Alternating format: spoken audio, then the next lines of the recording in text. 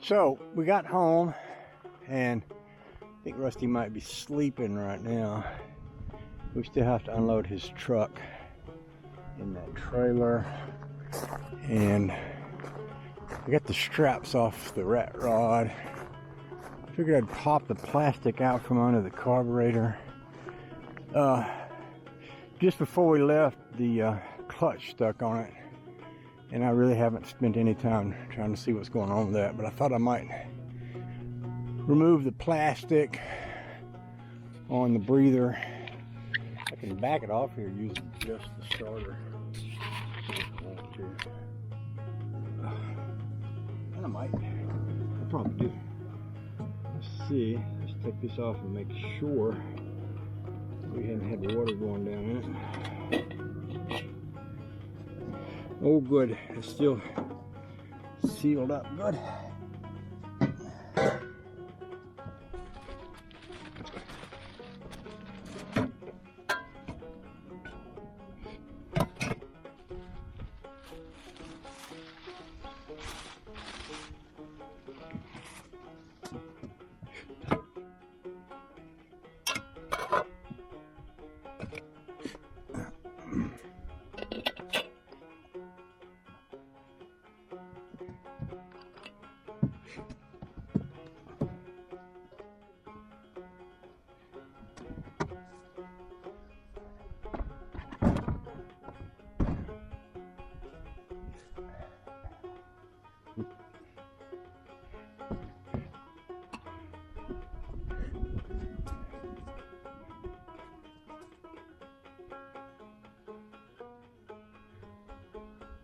Yep, we gotta go ahead and back her off.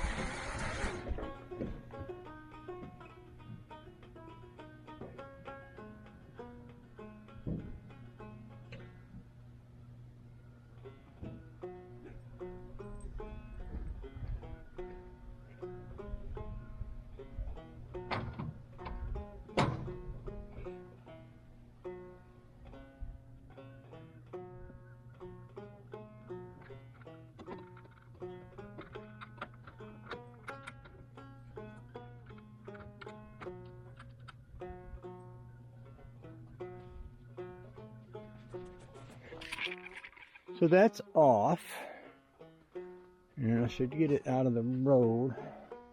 I believe I could just pull it up over there. I think it's going to go in the garage so I can do that clutch work.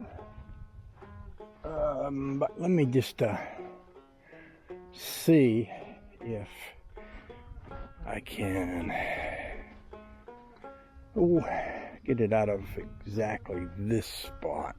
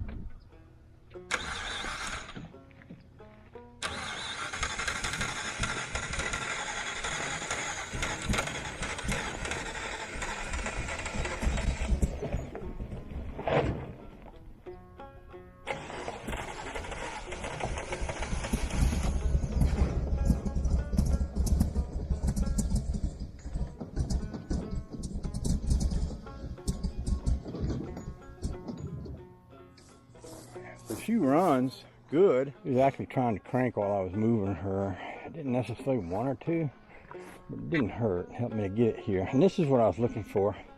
I had this little rubber piece as a washer under here.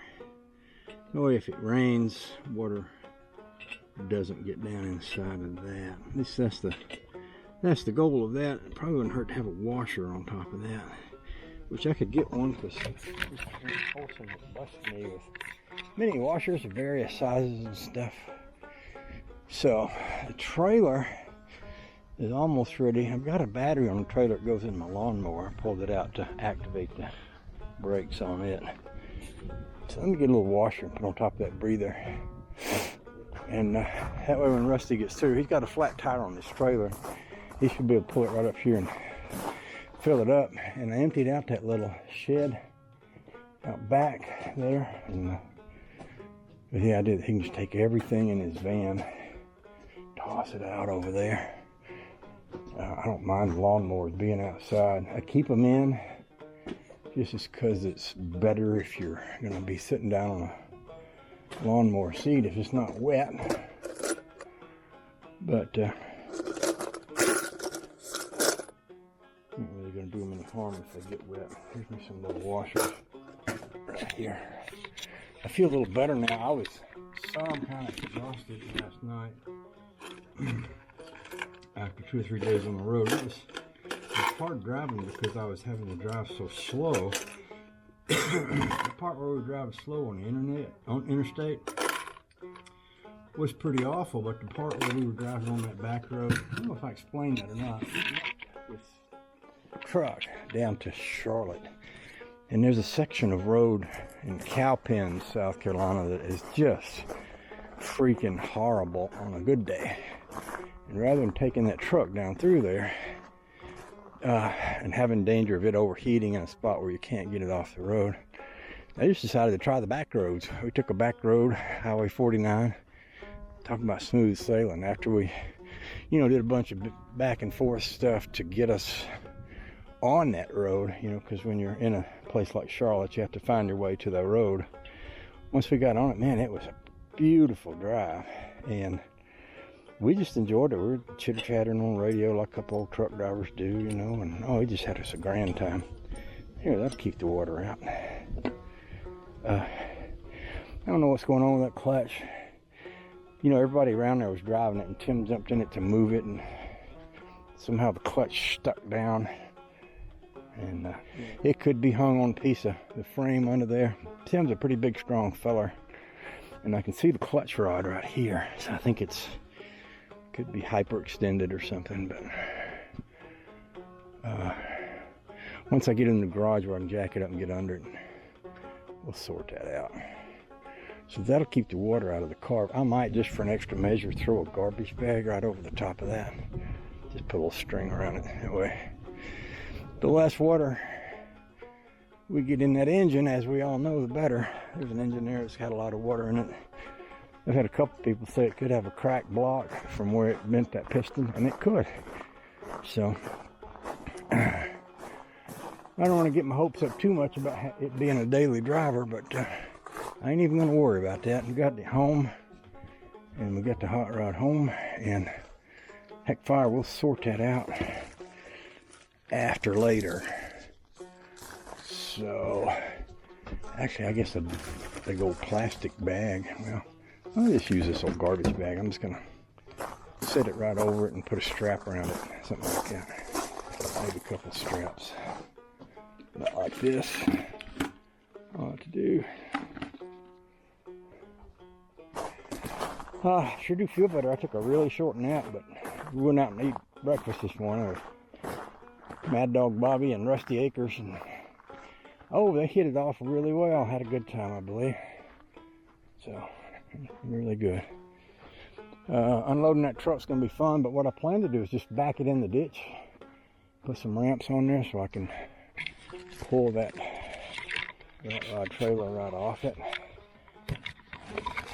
Probably a lot of things I can unload out of that beforehand too. And now that it's loose in the trailer, that'll be a little easier. But I don't really want to do any of that until we get Rusty's trailer unloaded, because his is the priority. He will be needing to get back down to Florida and go to work. And I don't need to go to work, because I haven't worked all my time.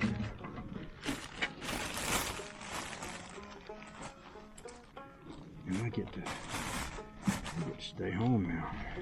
Put that right there. Let's try to get some of that water out. I'll just let it sit here. Rusty might want to see me around the yard a little bit too when he gets out. I don't want him to miss any of the fun. Lord have mercy, the poor man drove 8 hours just to get here. He drove all the way to, well, rode all the way to Jersey. He drove some too.